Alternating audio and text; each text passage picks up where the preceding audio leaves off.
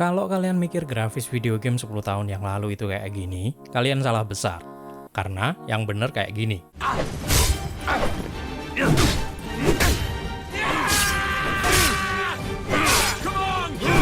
Gimana? Udah berasa tua? Gamer Bang kali ini udah ngumpulin 10 video game 10 tahun yang lalu yang visualnya masih kelihatan keren banget. Apa aja sih? Yuk lanjut ke list kali ini. Untuk permulaan kita mulai dengan Forza Horizon 2. Forza Horizon 2 sebenarnya dibikin oleh 3 developer game. Awal perilisannya, game balap ini dibuat oleh developer Forza Horizon 1, Playground Games. Terus diporting ke Xbox 360 oleh Sumo Digital, kemudian disempurnain sama Turn 10 Studios. Konsep Forza Horizon itu balapan sambil jalan-jalan di dunia open world yang luas. Maka nggak heran grafisnya dibikin keren banget kayak yang bisa kalian lihat di video ini. Gamenya sekarang udah nggak dijual lagi sejak tahun 2018 karena lisensi mobil yang sudah habis. Tapi ya nggak bisa dipungkiri kalau game ini punya tampilan visual yang keren banget.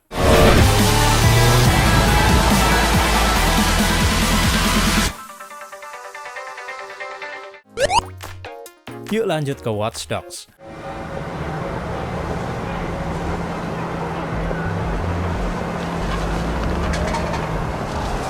Game buatan Ubisoft ini sempat jadi kontroversi karena demo gameplaynya yang keren banget. Pokoknya next gen banget lah. Soalnya kan PS4 dan Xbox One itu dulu emang di-push banget kan ya soal grafis.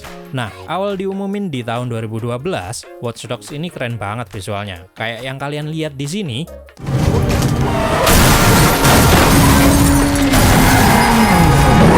Tapi pas rilis malah jadinya kayak gini.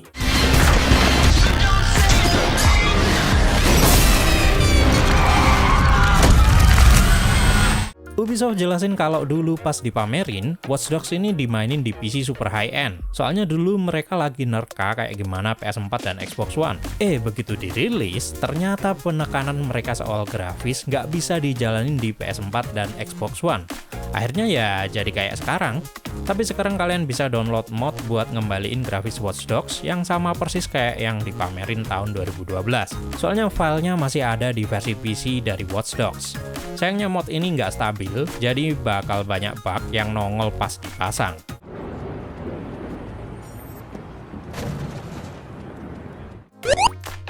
Selanjutnya adalah Middle-earth: Shadow of Mordor.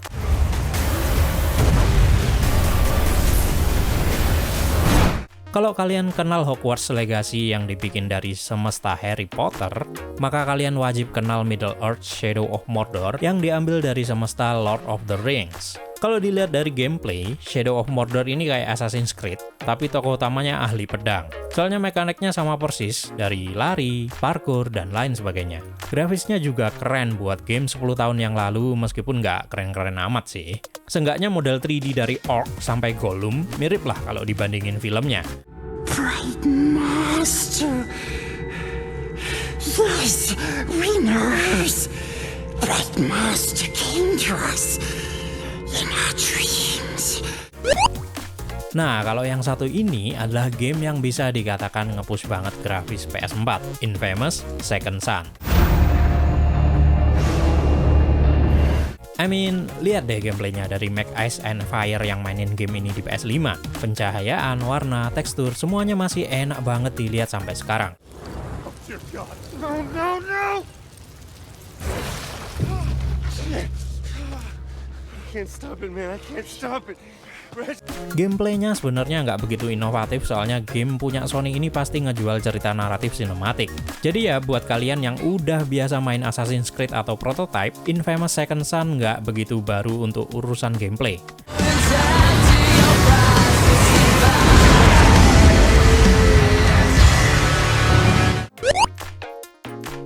Selanjutnya adalah Dragon Age Inquisition. Game action RPG buatan BioWare ini nyoba upgrade grafis pakai Frostbite Engine. Ini adalah salah satu usaha EA biar semua game mereka dibuat menggunakan Frostbite Engine. BioWare bilang kalau Frostbite Engine ini nggak bisa dibuat buat bikin game RPG. Soalnya sampai mereka harus bikin kode baru biar bisa membuat game ini. Tapi akhirnya gamenya selesai dan lihat aja tampilan visualnya. Jadi keren banget cuy. Animasi ekspresinya masih kaku sih, tapi pencahayaan, model 3D, sampai nuansa semestanya kelihat luar biasa.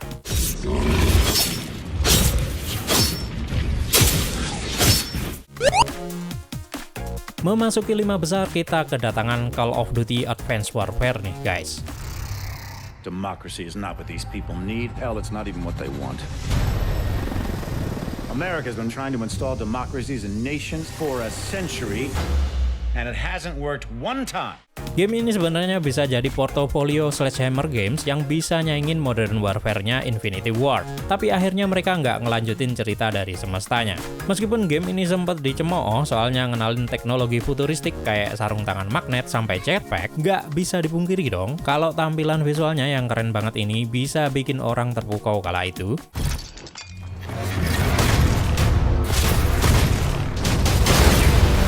Advanced Warfare sebenarnya adalah transisi next gen dari PS3 ke PS4 yang sesungguhnya. Tapi karena banyak fans yang nggak suka sama temanya yang terlalu futuristik, akhirnya inovasi kayak gini itu nggak dilanjutin lagi. Next adalah Alien Isolation. Is that guy from Jackass? Oh, Jesus! Game horror yang satu ini masih pakai mekanisme seri Alien sebelumnya, yakni kabur dari alien dengan bersembunyi dan menghindari kejarannya. Gamenya masih dalam perspektif orang pertama di mana kalian bakal meranin Amanda Ripley yang nyari ibunya, Ellen Ripley, di stasiun luar angkasa. Dengan tampilan visual kayak gini dan nuansa horor yang nyeremin banget, nggak heran sih kalau gamenya sukses di pasaran. Jesus! Yang ketiga adalah karya dari sang man of culture dan penggila film Hideo Kojima. Apalagi kalau bukan Metal Gear Solid 5 Ground Zeroes. Like some alone time now and then. Ini part 1 dari seri Metal Gear Solid 5 sebelum dilanjutin di Phantom Pain. Kita semua tahu kalau Hideo Kojima selalu pengen bikin game yang menyamarkan batasan antara video game dan film. Maka nggak heran jika semua game karya Hideo Kojima pasti kayak film dengan cita rasa artistiknya sendiri yang unik. Makanya, tampilan visualnya pasti dibikin sekeren mungkin, kayak Metal Gear Solid 5 Ground Zeroes yang kalian lihat sekarang. Semuanya kelihatan kayak film, dari kamera, pencahayaan, sampai alur cerita. Tapi beda sama film asli, Hideo Kojima bikin alur pengambilan gambarnya dengan cukup unik dan nyentrik.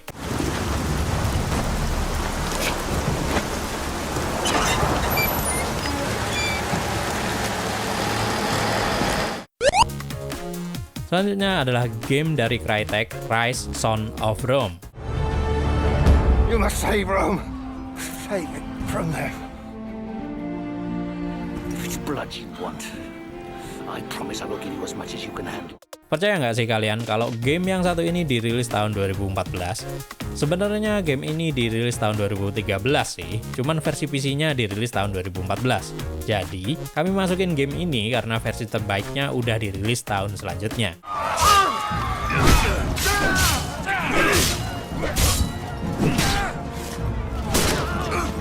Kalau kalian lihat tampilan visualnya, game ini nggak kayak game rilisan tahun 2014. Kelihatan kayak beberapa tahun setelahnya malah. Ini semua berkat game engine Crytek, yakni CryEngine, yang punya banyak fitur inovatif sejak Crysis pertama dirilis. Makanya nggak heran kalau versi terbaru CryEngine bisa nunjukin tampilan visual keren banget kayak gini. Dan yang terakhir adalah Assassin's Creed Unity. But they shall have no justice without someone to fight in their name.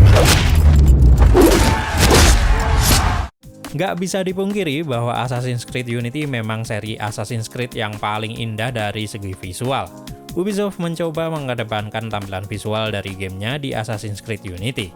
Karena Assassin's Creed Unity adalah salah satu pencapaian teknologi Ubisoft selama 10 tahun franchise-nya berjalan. Nggak cuman sukses ngehadirin banyak NPC, berbagai sudut kota Prancis di era revolusinya digambarkan sangat detail. Sayangnya tampilan visual gamenya malah jadi masalah nggak cuman di PC tapi juga di konsol. Ini karena Ubisoft mengaku bahwa mereka terlalu fokus ke teknologi yang diimplementasikan di gamenya. Saat berbicara di Game Developer Conference 2018, Ubisoft menjelaskan apa yang salah dari Assassin's Creed Unity. Mereka terlalu fokus pada pengembangan teknologinya dan bukan kontennya. Akibatnya, lahirlah masalah bug karakter tanpa wajah dan lain sebagainya. And so the gameplay was impacted, not talking about the co-op development. And so we fell again a bit in this trap of working a lot on the tech and not allowing enough the teams that create the content to actually come up with something new. And so in the end, that's the way I see it actually. I think we created kind of the perfect condition for a perfect storm. So itulah guys, game 10 tahun yang lalu yang visualnya masih kelihatan keren banget. Kalau kalian demen konten list kayak gini, kalian bisa dukung channel ini dengan subscribe, lewat donasi, atau ya like dan share aja juga nggak apa-apa. Siapa tahu, kami ada list game yang belum kalian ketahui. Terima kasih buat kalian yang sudah ikut berdonasi, karena dengan dukungan kalian, kami bisa lanjut bikin konten kayak gini. Segitu aja dari kami, sampai jumpa di video selanjutnya.